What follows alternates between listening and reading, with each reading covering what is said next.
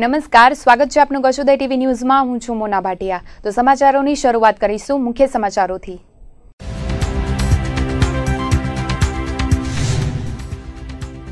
ગુજરાત એલર્ટને પગલે કચ્છ સરહદ પર બાઝ નજર। બીએસએફ સહિતની એજન્સીઓ દ્વારા સઘન પેટ્રોલિંગ। રેલવે મથકો અને ટ્રેનોમાં પણ સઘન ચેકિંગ। જિલ્લા પંચાયત દ્વારા તળાવની કામગીરી હજુ પણ બાકી। 49 તળાવમાંથી માત્ર 25 તળાવોનું થયું કામ। તળાવ સુધારણા માટે ફાળવાયા હતા 4,75,00,000। ગ્રામ્ય વિસ્તારમાં 20,529 બાળકોને કરાવાયો શાળા પ્રવેશ। 3,000થી વધુ બાળકોએ ખાનગી શાળામાં લીધો પ્રવેશ। સરકારી શાળા નાપસંદ થતા ગુણવત્તા સામે સવાલ। કુપોષણ નાથવાના બાળ સેવા કેન્દ્રોનું બાળ મરણ। જિલ્લાના 3 બાળ સેવા કેન્દ્રોને કરાયા બંધ। સ્ટાફ ઘટ અને બાળકો ન આવતા લેવાયો નિર્ણય। જિલ્લા પંચાયતની કારોબારીમાં એનએની 55 ફાઇલો મંજૂર। રાબેતા મુજબ સમય કરતા મોડા પહોંચ્યા પદાધિકારીઓ। બેઠકમાં અન્ય વિકાસ કામોને અપાઈ મંજૂરી। ગુજરાતમાં આતંકી હુમલાના અપાયેલા ઇનપુટ્સને પગલે સરહદી કચ્છ જિલ્લામાં સુરક્ષા વ્યવસ્થા જડબેસલાક કરાઈ છે। કચ્છની દરિયાઈ સીમા, ક્રીક વિસ્તાર તેમજ રણભૂમિની સરહદે ચકલુએ ફરકી ન શકે તેવી ચુસ્ત પેટ્રોલિંગ હાથ ધરાઈ છે। તો પોલીસની વિવિધ પાંખો દ્વારા પણ લોકોમાં કૌતુક ન સર્જાય તે રીતે પેટ્રોલિંગ સઘન બનાવાયું છે। કચ્છી નૂતન વર્ષ અષાઢી બીજ નજીક આવે છે। અષાઢી બીજના દિવસે અમદાવાદમાં ભવ્ય રથયાત્રા યોજાવાની છે, ત્યારે તેને લઈને સુરક્ષા વ્યવસ્થા ચાંપતી કરાઈ છે। આઈબી દ્વારા ગુજરાતમાં આતંકી હુમલો થવાની શક્યતાના ઇનપુટ્સ અપાયા છે, ત્યારે ગુજરાત સહિત સરહદી કચ્છની સીમાઓ પર જડબેસલાક સુરક્ષા વ્યવસ્થા ગોઠવવામાં આવી છે। સીમા સુરક્ષા દળના ગાંધીનગર સ્થિત એક વરિષ્ઠ અધિકારીએ આપેલી વિગતો મુજબ જે રીતે એલર્ટના ઇનપુટ્સ અપાયા છે તેને ધ્યાને લઈને ગુજરાતભરમાં સીમા સુરક્ષા દળના જવાનો સજ્જ થઈ ગયા છે। તેમાં ખાસ કરીને સરહદી કચ્છ જિલ્લામાં સુરક્ષાની દ્રષ્ટિએ વધુ પડતું ધ્યાન અપાયું છે। કચ્છમાં બીએસએફ દ્વારા બોર્ડર પર સતત પહેરો ભરાઈ રહ્યો છે। પાકિસ્તાનને જોડતા દેશના સંવેદનશીલ જિલ્લામાં એક જરાક સરખી પણ ચૂક ન ચાલે, પરંતુ હાલ જ્યારે એલર્ટ જારી કરાઈ છે ત્યારે ઉચ્ચ સ્તરેથી આવતા તમામ ઇનપુટ્સ કચ્છ બીએસએફને પાસ ઓન કરીને સરહદી સુરક્ષા માટે સતર્કતા દાખવવા કડક સૂચના અપાઈ છે, જેને પગલે કચ્છની સીમા ઉપર એડિશનલ પેટ્રોલિંગ કરાઈ રહ્યું છે। બીએસએફના અધિકારીઓ અને જવાનો દ્વારા સીમા પર સુરક્ષા વ્યવસ્થા વધુ મજબૂત બનાવાઈ છે તેવું ગાંધીનગરથી એક વરિષ્ઠ અધિકારીએ ટેલિફોનિક વાતમાં ઉમેર્યું હતું। કચ્છમાં ક્રીક વિસ્તાર તેમજ દરિયાઈ સીમા પણ આવેલી છે, ત્યારે ક્રીક વિસ્તારમાં બીએસએફના તૈનાત ક્રોકોડાઇલ કમાન્ડો દ્વારા ચુસ્ત પહેરો ભરાઈ રહ્યો છે, તો દરિયાઈ સીમામાં કોસ્ટગાર્ડ દ્વારા પેટ્રોલિંગ સઘન બનાવવામાં આવ્યું છે।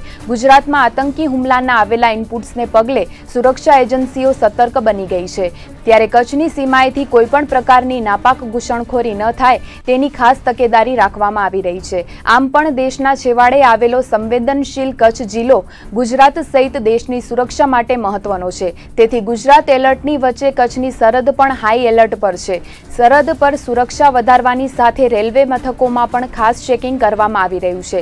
કચ્છના ભુજ અને ગાંધીધામના રેલવે મથકો પર પોલીસ, જીઆરડી અને આરપીએફ દ્વારા સઘન ચેકિંગ કરવામાં આવે છે। ટ્રેનના સ્ટોપેજ, વેઇટિંગ રૂમ, મુસાફરોના સામાન સહિતની ચેકિંગ કરાઈ હતી। ગાંધીધામના ધારાસભ્ય રમેશ મહેશ્વરીના વોઇસમાં વાયરલ થયેલી ઓડિયો ક્લિપ મુદ્દે ધારાસભ્યએ આદિપુર પોલીસ મથકે અરજી કરી છે। તેમની ઓડિયો ક્લિપ સોશિયલ મીડિયામાં વાયરલ થતા રાજકીય ગરમાવો જોવા મળ્યો છે। 14 સેકન્ડની વહેતી થયેલી આ ઓડિયો ક્લિપમાં એવી વાત કરવામાં આવી હતી કે ભાજપના 15 જેટલા ધારાસભ્યો તેમજ 150થી વધુ કાર્યકરો કોંગ્રેસમાં જોડાઈ રહ્યા છે, જેમાંથી 2 ધારાસભ્યો કચ્છના પણ છે। આ પ્રકારની ઓડિયો ક્લિપ વહેતી થયા બાદ ધારાસભ્ય રમેશ મહેશ્વરી દ્વારા ખુલાસો પણ કરાયો હતો અને તેમણે કહ્યું હતું કે આ ક્લિપ સદંતર ખોટી છે। તેમણે આવી કોઈ વાત કરી જ નથી। તેમના અવાજનું ડબિંગ કરીને કોઈ હિત શત્રુએ આ ક્લિપ બનાવીને સોશિયલ મીડિયામાં વહેતી કરી છે। ગઈકાલે તેમને આપેલા નિવેદનમાં તપાસ કરીને પોલીસ ફરિયાદ નોંધાવવાની પણ વાત કરી હતી। તેવામાં આજે ધારાસભ્ય રમેશભાઈ મહેશ્વરીએ આદિપુર પોલીસ મથકમાં ફરિયાદ સ્વરૂપે અરજી પાઠવી હતી અને આ મુદ્દે પોલીસ દ્વારા યોગ્ય તપાસ થાય તેવી માંગ કરી હતી। આ કથિત ઓડિયો ક્લિપ અંગે ધારાસભ્ય રમેશ મહેશ્વરીએ વધુમાં જણાવ્યું હતું કે તેઓને બદનામ કરવા માટે આ ક્લિપ વાયરલ કરાઈ છે, ત્યારે પોલીસ આ મામલે યોગ્ય તપાસ કરશે તેવો આશાવાદ તેમણે વ્યક્ત કર્યો હતો। જીવનના વિપરીત સંજોગોમાં આત્મઘાતી પગલું ભરતા લોકો સહેજ પણ અચકાતા નથી. આધુનિક યુગમાં માનવીની સહનશક્તિ ટૂંકી પડતા આત્મહત્યાના બનાવો રોજિંદા બની ગયા છે. તેવામાં કચ્છ જિલ્લામાં આજે આપઘાતના 3 બનાવો સામે આવતા ચકચાર મચી ગઈ હતી, જેમાં ગાંધીધામના ભારતનગરમાં આધેડે આપઘાત કરી લેતા પરિવારજનોમાં ગમગીની છવાઈ ગઈ હતી. વહેલી પરોઢે ભારતનગરમાં રહેતા 54 વર્ષીય રમણીક છગનલાલ ઠક્કરનો મૃતદેહ પંખામાં લટકાયેલો મળી આવ્યો હતો. કોઈ અગમ્ય કારણોસર તેમણે આપઘાત કરીને આ ફાની દુનિયાને અલવિદા કરી હતી. આપઘાતના બીજા બનાવમાં ભુજના નાના રેહા ગામે વાડીમાં મજૂરી કામ કરતા દાહોદના 28 વર્ષીય યુવકે અગમ્ય કારણોસર ગળે ફાંસો ખાધો હતો. નાના રેહામાં આવેલી મનુભા દેવાજી જાડેજાની વાડીમાં ખેત મજૂરી કરતા મુકેશ મનસુખ વાડીના સેઢે આવેલા બદામના ઝાડની ડાળીમાં રસાથી ગળે ફાંસો ખાઈને જીવન ટૂંકાવ્યું હતું. જ્યારે લખપત તાલુકાના ભાડરા ગામે 23 વર્ષીય યુવાને અગમ્ય કારણોસર આપઘાત કર્યો હતો.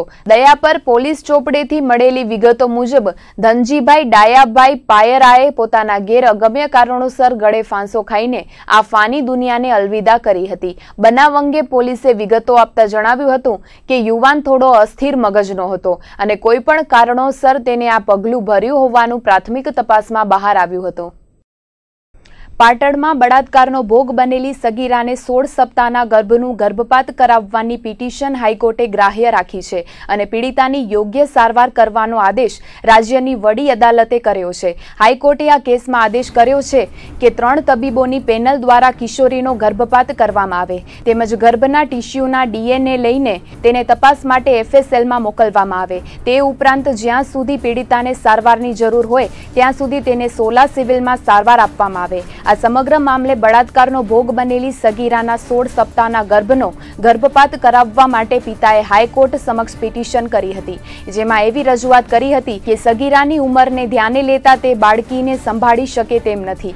આ કિશોરીને તેના નજીકનો જ સંબંધી યુવક ભગાડી ગયો હતો તેમજ કચ્છમાં આ સગીરાને ગોંધી રાખી તેની સાથે બળાત્કાર કરાયો હતો. કિશોરીની માનસિક પરિસ્થિતિ તેમજ તેના પરિવારની પરિસ્થિતિને ધ્યાને લઈ ગર્ભપાતની મંજૂરી આપવી જોઈએ તેવી પિટિશન હાઈકોર્ટમાં કરાઈ હતી.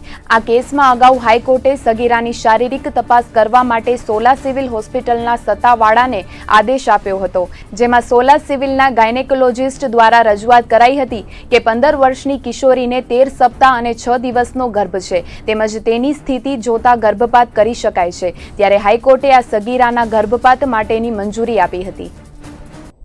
વરસાદ અગાઉ મોટાભાગના તળાવ સુધારાની કામગીરી સંપન્ન થઈ જવી જોઈએ, પરંતુ જિલ્લા પંચાયત હસ્તકના તળાવ ઊંડા કરવાની કામગીરી 50% જેટલી બાકી છે.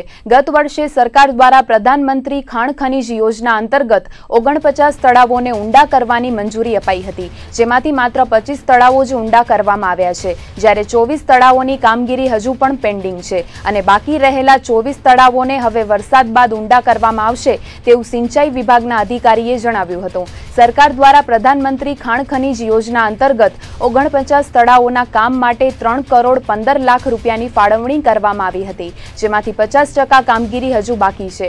ત્યારે બીજી તરફ નાની સિંચાઈ યોજના અંતર્ગતના 14 કામો મંજૂર કરવામાં આવ્યા છે, જેમાં કેનાલને લગતી કામગીરી કરાશે. આ 14 કામો માટે સરકાર દ્વારા 1 કરોડ 54 લાખ 68 હજાર રૂપિયાની રકમ ફાળવવામાં આવી હતી, જ્યારે ગઈકાલે બીજા તબક્કાના વધુ 49 કામો માટે સરકાર દ્વારા 4 કરોડ 75 લાખ 40 હજાર રૂપિયાની ફાળવણી કરાઈ છે, જેમાં નાની સિંચાઈ યોજનાના 49 કામોને આવરી લેવામાં આવ્યા છે, જેમાં કેનાલ અને તળાવ સુધારણાની કામગીરી થશે.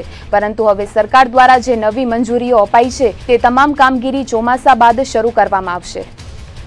ગયા વીકની અંદર તળાવ સુધારણાને લગતા 49 કામો મંજૂર થયા, જેની અંદાજિત કિંમત 475.40 લાખ છે. આ કામો ચોમાસા પછી હાથ ધરવામાં આવશે.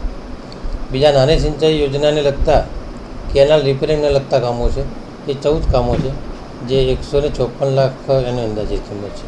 એ કામો પણ હવે તાજેતરમાં ચાલુ કરવામાં આવશે. અને PMKKY પ્રધાનમંત્રી ખાણ ખનીજ કલ્યાણ યોજનાના 49 કામ છે, જેની અંદાજિત કિંમત 315 લાખ છે. એ કામો પૈકી 25 કામો પૂરા થઈ ગયા છે, બાકીના પ્રગતિમાં ટેન્ડર સ્ટેજે અને પ્રગતિમાં.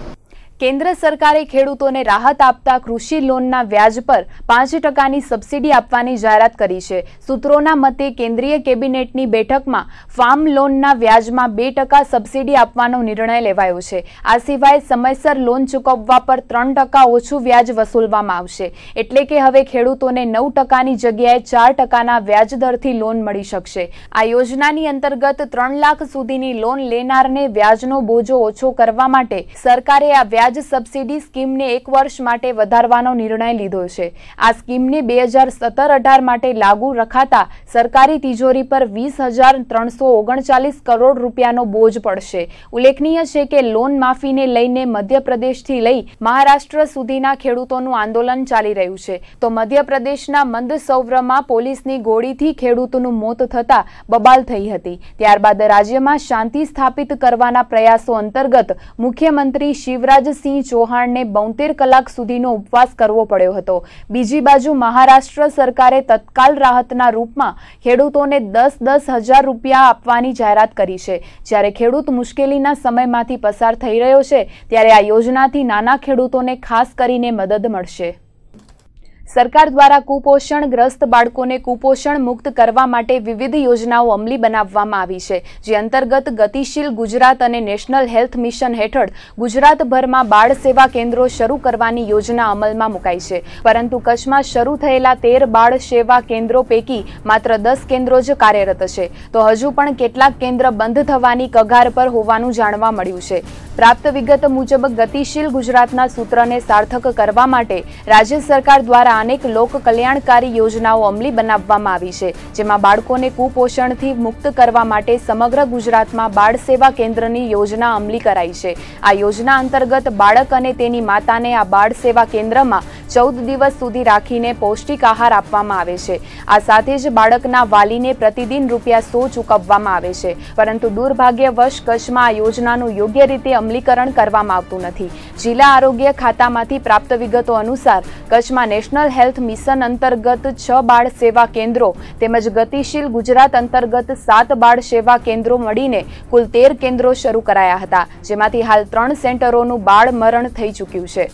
કેટલીક જગ્યાએ સ્ટાફના અભાવે કે કેટલાક સેન્ટર પર પૂરતા પ્રમાણમાં બાળકોનું એડમિશન ન થઈ શકતા બાળ સેવા કેન્દ્રો બંધ કરવાની ફરજ પડી હતી. એડમિશન ન મળવા પાછળનું કારણ એવું નથી કે કચ્છમાં કુપોષિત બાળકોની સંખ્યા ઓછી છે, પરંતુ આ સેન્ટરો પર યોગ્ય કામગીરી ન થવાને કારણે કુપોષિત બાળકોને એડમિટ કરવામાં આવતા નથી. કચ્છમાં કુપોષિત બાળકોની સંખ્યા અંગે વાત કરીએ તો હાલ 176 જેટલા કુપોષિત બાળકો સરકારી ચોપડે ચડેલા છે, પરંતુ બાળ સેવા કેન્દ્રોમાં પૂરતા બાળકો એડમિટ ન થવાના કારણે આ સરકારી યોજનાનો લાભ ખરા અર્થમાં લોકોને મળી શકતો નથી. જિલ્લામાં કાર્યરત બાળ સેવા કેન્દ્રોની વાત કરીએ તો ભુજની જીકે જનરલ હોસ્પિટલમાં કેન્દ્ર કાર્યરત છે. આ ઉપરાંત માંડવી, ગાંધીધામ, અંજાર, દયાપર, નલિયા, આધોઈ, રાપર અને પલાસવામાં આવેલી સરકારી હોસ્પિટલ તેમજ CHCમાં બાળ સેવા કેન્દ્રો કાર્યરત છે. જ્યારે મુન્દ્રા અને નખત્રાણામાં આ સુવિધા બંધ કરી દેવામાં આવી છે. અહીં પૂરતા પ્રમાણમાં બાળકોનું એડમિશન ન થતા ઉચ્ચ સ્તરેથી કેન્દ્રો બંધ કરવાનો નિર્ણય લેવાયો હતો. જ્યારે ખાવડામાં કાર્યરત બાળ સેવા કેન્દ્ર માટે પૂરતા સ્ટાફના અભાવે અહીંના કેન્દ્રનું બાળ મરણ કરાયું હતું. ગત વર્ષે એપ્રિલથી મે દરમિયાન 1,111 બાળકોએ બાળ સેવા કેન્દ્રની યોજનાનો લાભ લીધો હતો. તો ચાલુ વર્ષે એપ્રિલ અને મે માસ દરમિયાન 177 બાળકોએ આ યોજનાનો લાભ લીધો છે. સૂત્રોનું માનીએ તો ગાંધીધામની રામબાગ હોસ્પિટલમાં કાર્યરત બાળ સેવા કેન્દ્ર પણ બંધ થવાની કગાર પર હતું, પરંતુ હાલ 8 થી 10 કુપોષિત બાળકો અહીં સારવાર મેળવતા હોવાથી આ સેન્ટર બંધ કરવામાં આવ્યું નથી. તેવામાં આરોગ્ય વિભાગ પણ આ યોજનાનો યોગ્ય પ્રચાર કરીને લોકો સુધી લાભ પહોંચાડે તે જરૂરી છે. ભુજના ભીડ વિસ્તારમાં આવેલી શક્તિ હોટલ સમીપે ખુલ્લા પ્લોટમાં બાવળની જાળીઓમાં આગનું ચમકલું થયું હતું. અગમ્ય કારણોસર આગ લાગતાની સાથે જ જાગૃત નાગરિકે ફાયર સ્ટેશનનો સંપર્ક કરીને ફાયર બ્રિગેડને બોલાવી હતી અને ફાયર ફાઇટરે પાણીનો મારો ચલાવીને આગ પર કાબુ મેળવ્યો હતો. આગ લાગ્યાની ઘટના તાત્કાલિક પ્રકાશમાં આવતા સત્વરે જ આગ પર કાબુ મેળવી લેવાયો હતો, જેથી આગ વિકરાળ સ્વરૂપ ધારણ કરી શકી ન હતી. સરકારી કચેરીઓમાં સ્ટાફની ઘટનો પ્રશ્ન નવી વાત નથી, ત્યારે વીજ કંપનીમાં પણ સ્ટાફ ઘટની સમસ્યા જોવા મળે છે। જો કે ભુજ વર્તુળની કચેરીએ મહેકમની ઘટ સરભર કરવા માટે આસિસ્ટન્ટ લાઇનમેનને લાઇનમેન તરીકેનું પ્રમોશન અપાયું છે। પશ્ચિમ કચ્છ વીજ તંત્રમાં લાઇનમેનની ઘટને પહોંચી વળવા માટે ભુજ વર્તુળ કચેરીના મુખ્ય ઇજનેર PR વ્યાસે 9 આસિસ્ટન્ટ લાઇનમેનને મુખ્ય લાઇનમેન તરીકે બઢતી આપી છે, જેથી તેઓ સારી રીતે કામગીરી કરી શકે। જો કે પ્રમોશન મળતા આસિસ્ટન્ટ લાઇનમેનની જગ્યાઓની ઘટ વર્તાઈ છે। આ સાથે જ પશ્ચિમ કચ્છ વીજ તંત્રમાં 31 જેટલા જુનિયર ક્લાર્કની ઘટ હોવાનું PR વ્યાસે ઉમેર્યું હતું। તાજેતરમાં જ 57 જેટલા ક્લાર્કની ભરતી કરવામાં આવી હતી, પરંતુ તેમ છતાં હાલ 31નો સ્ટાફ ઘટ હોવાનું તેમણે ઉમેર્યું હતું। સામાન્ય રીતે ગ્રામ વિસ્તારના બાળકો સરકારી શાળાઓમાં અભ્યાસ કરતા હોય છે, પરંતુ આ વર્ષે સિનારીઓ કંઈક અલગ જ જોવા મળી રહ્યો છે। આ વર્ષે ગ્રામ્ય વિસ્તારના 2960 બાળકોએ તાલુકા મથકે આવેલી ખાનગી શાળામાં પ્રવેશ લીધો છે। તાજેતરમાં ગ્રામ્ય વિસ્તારમાં સરકાર દ્વારા શાળા પ્રવેશોત્સવ યોજાયો હતો। શાળા પ્રવેશોત્સવ અગાઉ શિક્ષણ વિભાગ દ્વારા ધોરણ 1માં પ્રવેશ લેનારા બાળકોનો સર્વે કરાતો હોય છે। આ વર્ષે થયેલા સર્વેમાં કચ્છના ગ્રામ્ય વિસ્તારમાં 23,489 બાળકો ધોરણ 1માં પ્રવેશ મેળવવા પાત્ર હતા, જેમાંથી પ્રવેશોત્સવ દરમિયાન 20,527 બાળકોએ સરકારી શાળામાં પ્રવેશ મેળવ્યો હતો, જેથી સાબિત થાય છે કે બાકીના અંદાજિત 3,000 જેટલા બાળકોએ ખાનગી શાળામાં પ્રવેશ મેળવ્યો છે। આ વર્ષે ગ્રામ્ય વિસ્તારમાં યોજાયેલ પ્રવેશોત્સવ દરમિયાન કચ્છના 10 તાલુકામાં 10,318 અને 10,211 કન્યાઓએ ધોરણ 1માં પ્રવેશ મેળવ્યો છે, જ્યારે 10માંથી 5 તાલુકા એવા છે જ્યાં ધોરણ 1માં પ્રવેશ મેળવવાના મામલામાં કુમાર કરતા કન્યાની સંખ્યા વધારે છે, જેમાં ભચાઉ, ભુજ, ગાંધીધામ, લખપત અને મુન્દ્રા તાલુકાનો સમાવેશ થાય છે। પ્રવેશોત્સવના આંકડા પરથી એક વાત તો સ્પષ્ટ છે કે સરકારી શાળાઓનું કથળી રહેલું શિક્ષણ અને શિક્ષકોની ઘટના કારણે હવે ગ્રામ્ય વિસ્તારના વાલીઓ પણ પોતાના સંતાનના સારા શિક્ષણ માટે તાલુકા મથકે આવેલી ખાનગી શાળાઓને પસંદ કરી રહ્યા છે। આ તો માત્ર ટ્રેલર કહી શકાય, પરંતુ હવે આગામી 22 થી 24 જૂન સુધી યોજાનાર શહેરી વિસ્તારના પ્રવેશોત્સવમાં આંક તો વધશે અને સરકારી શાળાઓની ગુણવત્તા પર પણ સવાલો ઉઠશે। જો ગ્રામ્ય વિસ્તારના 3,000 બાળકો ખાનગી શાળામાં અભ્યાસ કરવા પ્રેરાયા છે, ત્યારે શહેરી વિસ્તારની હાલત શું થશે તે સ્પષ્ટ થઈ જશે। આ પ્રવેશોત્સવ દરમિયાન 13 છાત્રોને શાળામાં પુનઃ પ્રવેશ આપવામાં આવ્યો હતો, જ્યારે 128 વિકલાંગ બાળકો તો 12,688 બાળકોને આંગણવાડી અને બાલ મંદિરમાં બાળકોએ પ્રવેશ કર્યો હતો। કચ્છ જિલ્લા પંચાયતની આજે મળેલી કારોબારી સમિતિની બેઠકમાં એનએની ફાઇલોના 55 કેસોને મંજૂરી આપવામાં આવી હતી, તો અન્ય મહત્વના નિર્ણયો પણ કારોબારી બેઠકમાં લેવાયા હતા। તો આગામી કારોબારી બેઠક ઓપન હાઉસમાં યોજવા જિલ્લા વિકાસ અધિકારી દ્વારા સૂચન કરાયું હતું, જેના પર વિચારણા કરીને આગામી કારોબારી ઓપન હાઉસમાં યોજાશે। કારોબારી ચેરમેન નવીનભાઈ જરૂના અધ્યક્ષસ્થાને આજે કારોબારી સમિતિની બેઠક મળી હતી। સમય કરતા 1.5 કલાક મોડી શરૂ થયેલી કારોબારી બેઠક 20 મિનિટમાં જ આટોપી દેવાઈ હતી। મહદઅંશે એનએની ફાઇલોને મંજૂર કરવા માટે યોજાતી કારોબારીમાં આજે એનએના 55 કેસોને મંજૂર કરાતા બિલ્ડર લોબીમાં ખુશીની લાગણી ફેલાઈ હતી। મંજૂર થયેલ કેસોમાં કલમ 65 હેઠળ 46 કેસોને મંજૂર કરાયા હતા। કલમ 65 કના 3 કેસ, કલમ 66નો 1, કલમ 67નો 1 કેસ અને રિવાઇઝ પ્લાનના 4 કેસો મળીને કુલ 55 કેસો મંજૂર કરાયા હતા। નિયત સમય મર્યાદા કરતા મોડી શરૂ થયેલી બેઠકમાં હર હંમેશ મુજબ ધડાધડ એનએના કેસોને મંજૂર કરી દેવાયા હતા। તો ગત વર્ષના ખર્ચને બહાલી આપવાની સાથે જિલ્લા પંચાયત માહિતી પુસ્તિકા ખર્ચને બહાલી અપાઈ હતી। તો ડાયરી ખર્ચને મંજૂરી, પશુપાલન સારવાર દવા ખર્ચને મંજૂરી, કોંગો ફીવર દવાની ખરીદીને મંજૂરી અપાઈ હતી, જ્યારે ભદ્રેશ્વર નાની સિંચાઈ યોજના માટે 42,50,000ના કામોને મંજૂરી આપવામાં આવી હતી। સામાન્ય રીતે આપણે કારોબારી સમિતિ જે મળે છે ત્યારે વધારે કામ આપણો બિનખેતી કેસોની કલમ 65, 66, 67ના કેસોને મંજૂરી આપવાનું કામ હોય છે। એના પણ આપણે આજે બધા થઈને 3 કલમના થઈને લગભગ 55 જેટલા કેસોની મંજૂરી આપી છે। ને બીજું અધ્યક્ષસ્થાનેથી પણ આપણે રજૂ જે થાય છે એના પણ આપણે નિર્ણયો લેતા હોઈએ છીએ। એમાં ખાસ કરીને અમારો જે ખર્ચ હોય છે એ ખર્ચને બહાલી આપવાની હોય છે, અલગ અલગ હેડ હેઠળ ખર્ચ કર્યા હોય એની। ને ખાસ કરીને આજે જે લીધું છે આપણે એક જિલ્લા પંચાયતે માહિતી પુસ્તિકા કરી છે કે તમામ યોજનાઓ જે જિલ્લા પંચાયત હસ્તક આપણી ચાલે છે એનું એક પુસ્તિકા આપણે બહાર પાડી છે અને એનો ખર્ચ હતો એ મંજૂર કરવામાં આવ્યો છે। જિલ્લા પંચાયત દર વર્ષે આપણી મેચ ડાયરી જે બહાર પાડે છે એ મેચ ડાયરીનો ખર્ચ પણ આપણે મંજૂર કરવામાં આવ્યો છે। ત્યાર પછી પશુપાલનમાંથી આપણે જે કેટલ ટ્રેવિસ કહેવાય છે, એટલે જે ઘોડાની પશુની સારવાર માટે ખરીદતા હોય છે, એને ખરીદીનો ખર્ચ પણ મંજૂર કર્યો છે. પછી CCHF કોંગો ફીવર જે આપણે થાય છે એના માટે દવા લેવાની હોય છે, દવા છંટકાવ કરવાની, એ ખર્ચને પણ મંજૂરી આપી છે. અને એક ભદ્રેશ્વર નાની સિંચાઈ યોજનામાં પણ આપણે 42.50 લાખનું સરકારશ્રીએ મંજૂરી યોજના કરી છે, એને પણ આપણી કારોબારીએ બહાલી આપી છે. આજરોજ આ કારોબારીની આપણે એક એવો નિર્ણય લેશું કે અધિકારીઓ અને માણસોને કાંઈ તકલીફ ના પડે, અને અમે એક તો ટાઇટલ NOC માટેની પણ અમે કહી દીધું કે આ ઠરાવ લેવો. કોઈ પણ તારીખ નક્કી થાય કારોબારીની, એના 2 દિવસ પછીની 2 દિવસ આગલે દિવસની પછી અમે કારોબારીમાં લેશું નહીં. 2 દિવસનું ટાઈમ આપ્યું છે. આજે જાણે 27 તારીખ હોય અને 24 તારીખે સાંજ સુધી જો આવશે તો અમે ટાઇટલ માને રાખશું, બાકીની ટાઇટલ માને નહીં રાખી. અને આવતી મિટિંગ અમે પણ એવું વિચારીએ છીએ કે ઓપન હાઉસ કરીએ. ઓપન હાઉસ મિટિંગની અંદર ટોટલ માણસોને એક માહિતી મળે કે કેવી રીતે મિટિંગ છે. તો હવે એક વિચારણા કરું છું કે આવતી મિટિંગ આપણે ઓપન રાખી. આજે કારોબારીની અંદર એક તો પહેલે પુસ્તિકા ખર્ચની બહાલી આપી, ડાયરી ખર્ચની બહાલી આપી, ટ્રેવિસ ખર્ચની બહાલી આપી, અને પશુપાલન દવા ખરીદની બહાલી આપી, અને ગ્રામ પંચાયત સુપ્રીમ સીટ કરવાની હતી એને અમે આ ફેરે રાહત આપી છે. આ ફેરે એક જવા દીધી, મુદત આપી દીધી. અને માસિક હિસાબોનું મંજૂર કરવા બાબત, અને કારોબારીની અંદર 65 હેઠળ કેસ 49 કરેલ છે, રિવાઇઝન પ્લાનમાં 4 કરેલ છે, 66 હેઠળ 1 છે, અને 67 હેઠળ 1 છે. કેન્દ્ર સરકારને 3 વર્ષ પૂર્ણ થતા સરકારની ઉપલબ્ધિઓ જનજન સુધી પહોંચાડવા માટે મોદી ફેસ્ટ રથનો સોમવારે ભુજથી પ્રારંભ કરવામાં આવ્યો હતો, અને આ રથ સવારે માંડવી ખાતે પહોંચ્યો હતો, જ્યાં માંડવીના ધારાસભ્ય તારાચંદ છેડા, માંડવી નગરપાલિકાના પ્રમુખ અને નગરસેવકોએ રથને આવકાર આપ્યો હતો. મોદી સરકાર દ્વારા છેલ્લા 3 વર્ષમાં કરવામાં આવેલી કામગીરી દર્શાવાઈ હતી, જેમાં make in India, skill India, Ujjwala યોજના, નારી સશક્તિકરણ, જનધન યોજના, નોટબંધીનો અસરકારક નિર્ણય, સર્જિકલ સ્ટ્રાઇક સહિત સુરક્ષા માળખાની મજબૂતી જેવી વિવિધ ઉપલબ્ધિઓ માંડવીની જનતા સમક્ષ મૂકવામાં આવી હતી. આ ફેસ્ટમાં ભાજપના અગ્રણીઓ મોટી સંખ્યામાં જોડાયા છે, જેમાં માંડવી મુન્દ્રાના ધારાસભ્ય તારાચંદ છેડા, બાપાલાલ જાડેજા, ભરત સંઘવી તેમજ આ રથને આવકાર આપવા માટે માંડવી નગરપાલિકાના પ્રમુખ અને નગરસેવકો તેમજ માંડવીના ભાજપના કાર્યકરો જોડાયા હતા. કેન્દ્રની સરકારને 3 વર્ષ પૂર્ણ થયા છે.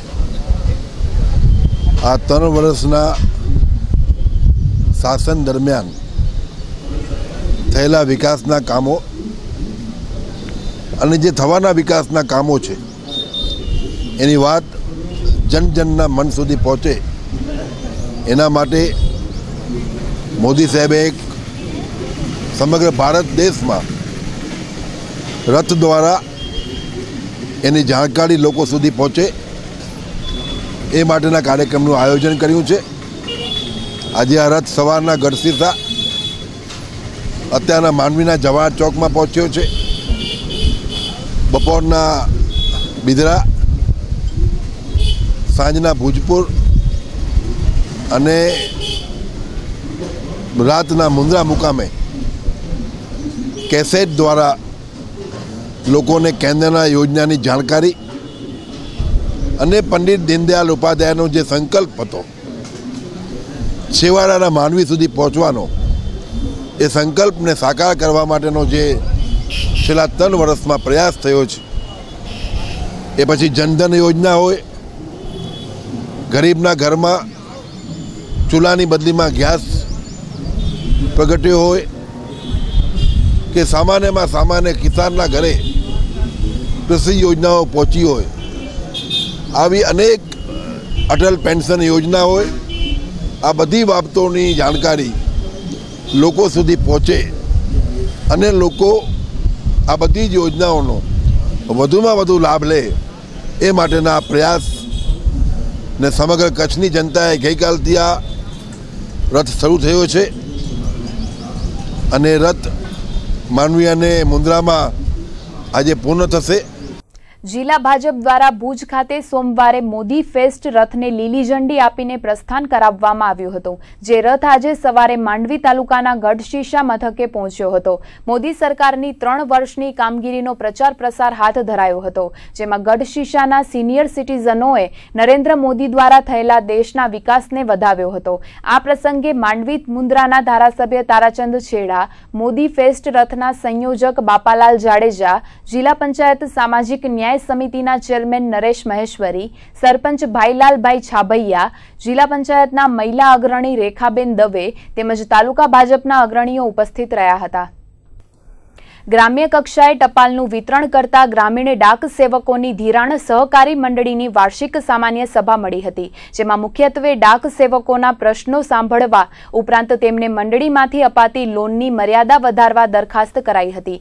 ગ્રામીણ ડાક સેવક મંડળીમાં 422 સદસ્યો છે. છેલ્લા 12 વર્ષથી કાર્યરત આ મંડળી દ્વારા ગ્રામીણ ડાક સેવકોના પ્રશ્નોની રજૂઆત સરકાર સમક્ષ કરવામાં આવે છે. સાથે જ સદસ્યોને ધિરાણ આપવાની વ્યવસ્થા પણ સાંભળવામાં આવે છે, જેમાં હાલ સુધી 60,000ની લોન મંડળી દ્વારા અપાતી હતી, જેની મર્યાદા વધારીને 1 લાખ સુધીની કરવા માટેની દરખાસ્ત સામાન્ય સભામાં કરાઈ હતી. અગાઉ 0.9% વ્યાજ લેવામાં આવતું હતું, જ્યારે હવે 0.6% વ્યાજ સાથે ધિરાણ આપવામાં આવે છે. ગ્રામીણ ડાક સેવક મંડળીના પ્રમુખ દશરથસિંહ જાડેજાની અધ્યક્ષતામાં મળેલી બેઠકમાં કર્મચારીઓના પ્રશ્નો પણ સાંભળવામાં આવ્યા હતા, જેની આગામી દિવસોમાં યોગ્ય સ્તરે રજૂઆત કરવામાં આવશે.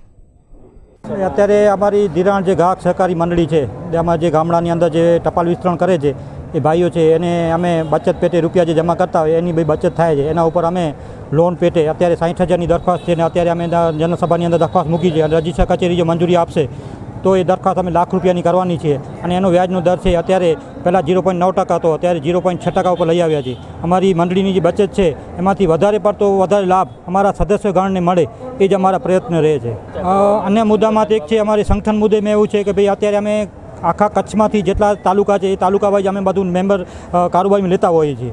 ને 2018ની અંદર જે અત્યારે કારોબારી જેની મુદત પૂરી થાય છે, તો 2018ની અંદર અમે નવી આખી કારોબારી બનાવવાના છીએ.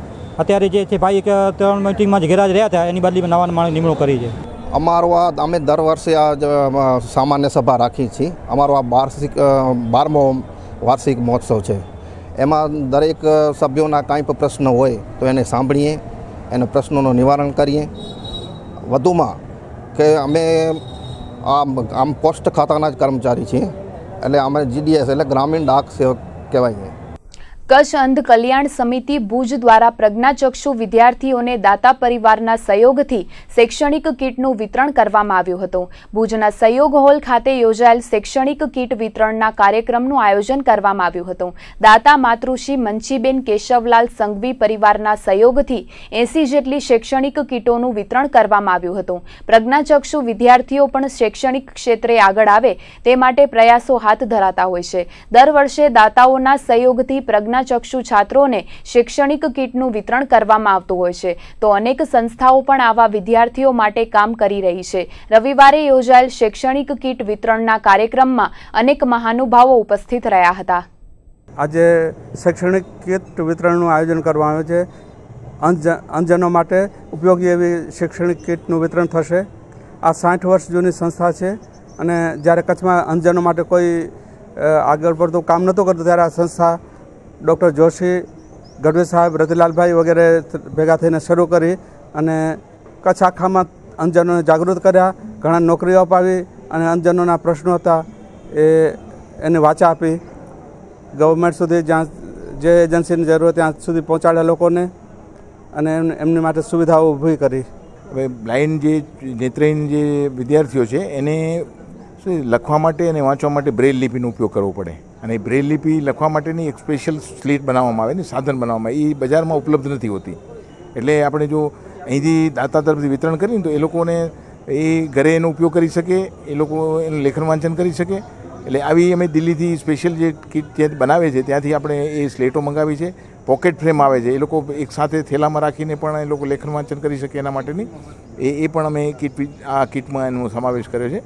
નખત્રાણા ખાતે જૈન જાગૃતિ સેન્ટરના ઉપક્રમે આ તેજસ્વી તારલાઓને સન્માનિત કરાયા હતા તેમજ સુપાર્શ્વ નાથ ભગવાનના જન્મ કલ્યાણ પ્રસંગે વિવિધ કાર્યક્રમોનું આયોજન કરવામાં આવ્યું હતું. દ્વિતીય સરસ્વતી સન્માન અક્ષયભાઈ શાહના અધ્યક્ષસ્થાને યોજાયો હતો, જેમાં કેજીથી કોલેજ સુધીના 70 જેટલા તેજસ્વી તારલાઓને સન્માનિત કરવામાં આવ્યા હતા. આ સરસ્વતી સન્માનના માધ્યમથી તેજસ્વી તારલાઓને પ્રોત્સાહિત કરીને ઉચ્ચ અભ્યાસ માટે આગળ આવે તેવી શીખ અપાઈ હતી. સુપાર્શ્વ નાથ ભગવાનના જન્મ કલ્યાણ પ્રસંગનો અવસર છે, ત્યારે ભાવિ પેઢીમાં શિક્ષણની સાથે ધાર્મિકતા અને સંસ્કારોનું સિંચન થાય તેવી પણ શીખ અપાઈ હતી. આ પ્રસંગે ટ્રસ્ટી નરેન્દ્રભાઈ મહેતા, દિનેશભાઈ મહેતાએ જૈન જાગૃતિ સેન્ટરની રચનાત્મક પ્રવૃત્તિને બિરદાવી હતી.